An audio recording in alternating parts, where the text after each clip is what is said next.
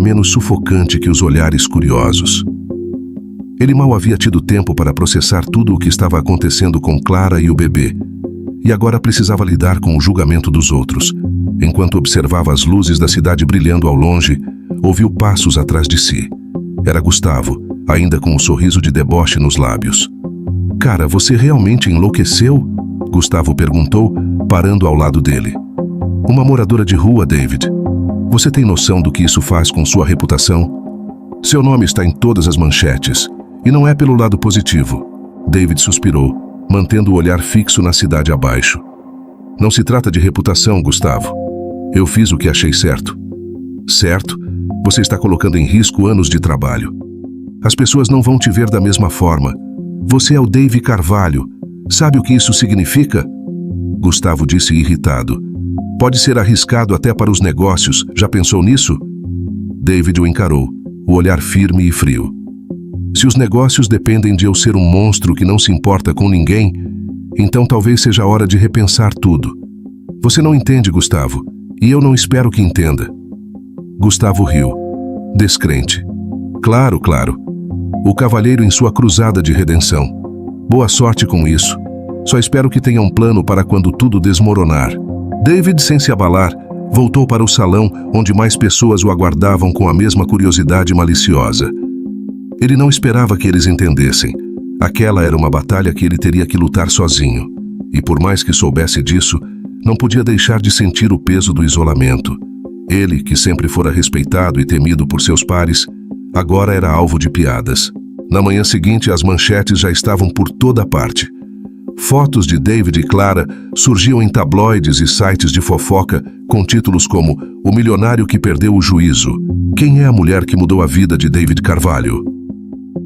Comentários cruéis e especulações sobre a gravidez invadiram as redes sociais. Alguns diziam que Clara estava apenas se aproveitando da fortuna de David, enquanto outros afirmavam que ele perderia tudo em questão de meses. David leu alguns desses artigos, mas não permitiu que o afligissem. Sua decisão estava tomada. Durante uma reunião importante, mais tarde naquela semana, a situação chegou a um ponto insustentável. O conselho de diretores da sua empresa, formado por homens e mulheres de aparência sempre impecável, sentados em torno de uma mesa longa de mármore, o questionou abertamente.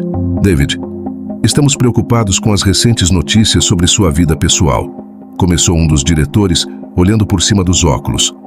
"Isso pode afetar a imagem da empresa. Nossos investidores estão questionando suas decisões e precisamos de um posicionamento claro." David se recostou na cadeira, cruzando os braços.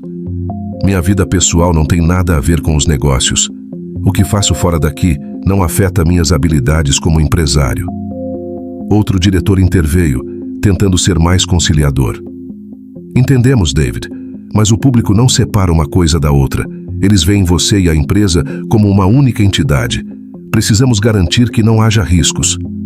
David balançou a cabeça exasperado. "Então vocês estão dizendo que minha vida particular é um problema para a empresa? Desde quando o ser humano é um risco?" O primeiro diretor respondeu implacável. "Não se trata de ser humano, David. Se trata de controle. E agora parece que você está perdendo o controle." David olhou ao redor da mesa, vendo os rostos sérios de pessoas que ele conhecia há anos. Pessoas que antes o admiravam e o seguiam sem questionar. Agora, ele era visto como um risco, uma ameaça ao que eles construíram. Levantou-se, com um ar de autoridade que sempre o acompanhou, e disse com firmeza: "Estou fazendo o que acredito ser certo. Se isso for um problema para a empresa, então eu estou disposto a lidar com as consequências. Mas aviso a todos, minha vida pessoal não será ditada por conselhos ou investidores." Sem esperar por uma resposta, David deixou a sala.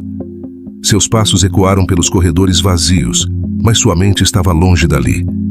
Ele sabia que essa era uma batalha que só estava começando, e o preço por suas escolhas seria alto. Mas por Clara, e agora pelo bebê, ele estava disposto a enfrentar tudo. Chegando ao hospital, onde Clara ainda estava internada, David entrou no quarto e a encontrou sentada na cama, olhando pela janela. Ela parecia melhor fisicamente, mas o peso emocional ainda era visível em seu semblante. Como você está? Perguntou ele, aproximando-se. Clara não se virou, sua voz soando fraca. Melhor, acho. Mas e você? Como estão as coisas lá fora? David suspirou e sentou-se ao lado dela. Não é fácil, mas eu sabia que não seria. Clara finalmente o olhou, a tristeza clara em seus olhos. Eu sei que estão falando de você. Por minha causa. Se quiser desistir, eu entenderia. David pegou sua mão com firmeza.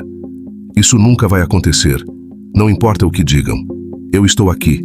Sempre estarei. Clara fechou os olhos por um momento, como se estivesse absorvendo o impacto das palavras dele.